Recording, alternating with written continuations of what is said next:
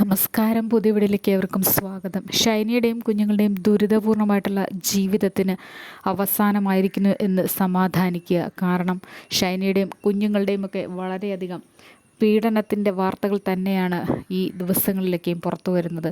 ഷൈനിയും കുഞ്ഞുങ്ങളും ആ ഭവനത്തിൽ അനുഭവിച്ചു വന്നിരുന്ന പലതരത്തിലുള്ള മാനസിക സമ്മർദ്ദങ്ങളുടെ പ്രയാസങ്ങളും പ്രശ്നങ്ങളുമൊക്കെ ഏത് തരത്തിലായിരുന്നുവെന്ന് ആരൊക്കെയായിരുന്നുവെന്നൊക്കെ ഈ ദിവസങ്ങളിൽ പുറത്തേക്ക് വരുന്നു.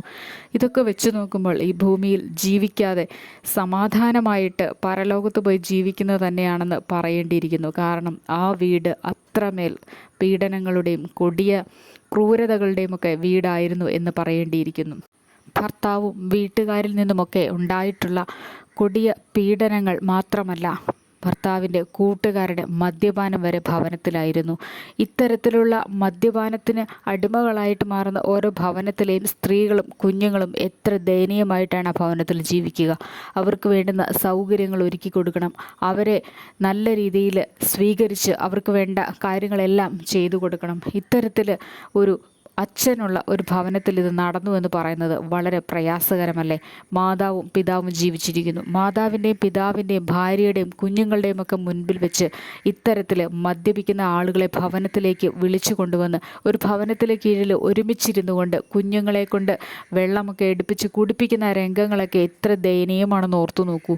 ഇത് ഷൈനിക്കും കുഞ്ഞുങ്ങൾക്കും മാത്രമല്ല, പല സ്ത്രീകളും ഇത്രയധികം നരക യാതനകൾ ഓരോ കുടുംബത്തിലും അനുഭവിക്കുന്നുണ്ട്. മദ്യപാനികളായിട്ടുള്ള പുരുഷന്മാരെ സഹിക്കേണ്ടി വരുന്ന സ്ത്രീകളെന്ന് പറയുന്നത് ഈ ലോകത്തിലെ ഏറ്റവും വലിയ ക്രൂരത തന്നെയാണ്.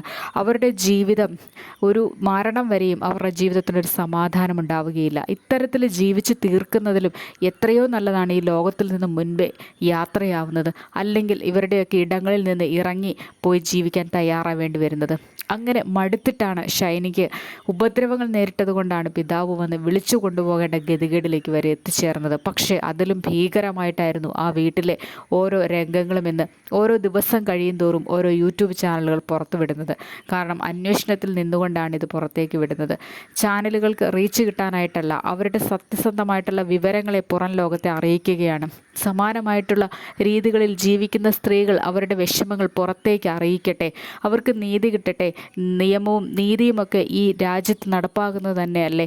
ഇത്തരത്തിൽ ഭവനത്തിൽ പെൺകുഞ്ഞുങ്ങളുമായിട്ട് ജീവിക്കുന്ന മാതാപിതാക്കൾക്ക് എത്രത്തോളം സഹിച്ചുകൊണ്ടാണ് ജീവിക്കേണ്ടി വരുന്നത്. മദ്യപാന്മാരെ എത്രമാത്രം ക്രൂരമായ രീതിയിൽ മദ്യപാന്മാർ ഇത്ര ക്രൂരമായിട്ട് ഇവരെ പീഡിപ്പിക്കുന്ന സമയങ്ങളിലൊക്കെയും ഇവരുടെ മാനസിക നില തെറ്റിയില്ലെങ്കിലല്ലേ അതിശയമുള്ളൂ. തന്നെയുമല്ല, ഭർത്താവിനൊപ്പം കൂട്ടുകാരും ഇത്തരത്തിൽ അവഗണിക്കപ്പെട്ടും പരിഗണനകളില്ലാതെയും സ്നേഹത്തിൻ്റെ ലെവലേശം പോലും ഇല്ലാതെയും ഈ കുഞ്ഞുങ്ങളെയും ഭാര്യയുമൊക്കെ ഇത്ര ക്രൂരമായിട്ട് മാനസിക സമ്മർദ്ദത്തിലാക്കിക്കൊണ്ടിരുന്ന ഭർത്താവും കൂട്ടുകാരുമൊക്കെ ഇന്ന് എവിടെയാണ്? അവർ ഇന്നും വിലസിക്കൊണ്ടിരിക്കുന്നു. സന്തോഷത്തോടുകൂടി സമാധാനത്തോടുകൂടി ഈ ഭൂമിയിൽ തന്നെയുണ്ട്. പക്ഷേ നഷ്ടപ്പെട്ടത് ഒരു എഡ്വിൻ എന്ന മോന് അവൻ്റെ അമ്മയും സഹോദരങ്ങളെയും തന്നെയുമാണ്. ഈ ലോകത്ത് അവശേഷിക്കുന്നത് എഡ്വിൻ മാത്രമാണ്. ഷൈനിയുടെ 3 കുഞ്ഞുങ്ങളിൽ 2 കുഞ്ഞുങ്ങളും ഷൈനിക്കൊപ്പം പോയി. മൂന്നാമൻ എഡ്വിൻ ഒരു ആൺ കുഞ്ഞായതുകൊണ്ട് മാത്രം ഷൈനി അവനെ അവശേഷിപ്പിച്ചു. കാരണം അവർക്ക് ഈ ഭൂമിയിൽ ജീവിക്കുന്നതിന് എല്ലാവിധ സ്വാതന്ത്ര്യങ്ങളും സമാധാനവും ഉണ്ടല്ലോ. സ്ത്രീകളാണ് അനുഭവിക്കേണ്ടി വരുന്നത്. സ്ത്രീകളുടെ പീഡനങ്ങളാണ് പുറം ലോകത്തേക്ക് വന്നുകൊണ്ടിരിക്കുന്നത്. കാരണം അത്രമേൽ മാനസികമായിട്ട് ഒരു പരിഗണനകൾ കിട്ടാത്ത ഒരു വർഗമാണ് സ്ത്രീകളെന്ന് പറയുന്നത്. പുരുഷന്മാരുടെയും അല്ലെങ്കിൽ ആ പുരുഷന്മാരുടെ ഭവനത്തിലുള്ളവരുടെയും അതുമല്ലെങ്കിൽ കുഞ്ഞുങ്ങളുടെയും ഒക്കെ കാര്യങ്ങൾ മാത്രം നോക്കി നടത്തുന്ന കേവലം ഒരു വേലക്കാരിയിലേക്ക് മാത്രം ഒതുങ്ങിയിരിക്കുന്നു ഇന്നത്തെ സ്ത്രീകളുടെയൊക്കെ അവസ്ഥ. പല ഘട്ടങ്ങളിലും പല സ്ത്രീകളും അനുഭവിക്കുന്നത് പുറം ലോകത്ത് ആരും അറിയുന്നില്ല. അവരുടെ ജീവിതം എത്രമാത്രം ദുരിതപൂർണ്ണമാണ്. ഇവിടെ ഷൈനിയും നേരിട്ടത് അത്തരത്തിലുള്ള ചില പീഡനങ്ങളായിരുന്നു. പക്ഷേ നിയമം നീതി ലഭിക്കുക തന്നെ ചെയ്യും എന്ന് പറയാൻ ആഗ്രഹിക്കുന്നു. കാരണം നിയമത്തിനും നീതിക്കുമൊന്നും ഒരു പരിരക്ഷയും ഇല്ലാത്ത ലോകത്തല്ല നമ്മൾ ജീവിക്കുന്നത്.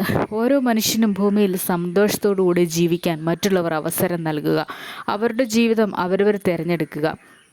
എത്രമാത്രം ദാരുണകരമായിട്ട് മറ്റുള്ളവരെ പീഡിപ്പിക്കാവോ, മാനസിക സമ്മർദ്ദത്തിലാക്കാവോ, അതൊക്കെ മാറ്റിവെച്ചുകൊണ്ട് ഈ ഒരു 70-80 വയസ്സ് വരെയുള്ള ജീവിതത്തിനിടയ്ക്കിൽ സന്തോഷവും സമാധാനത്തോടു കൂടി ജീവിക്കാൻ കഴിയണം.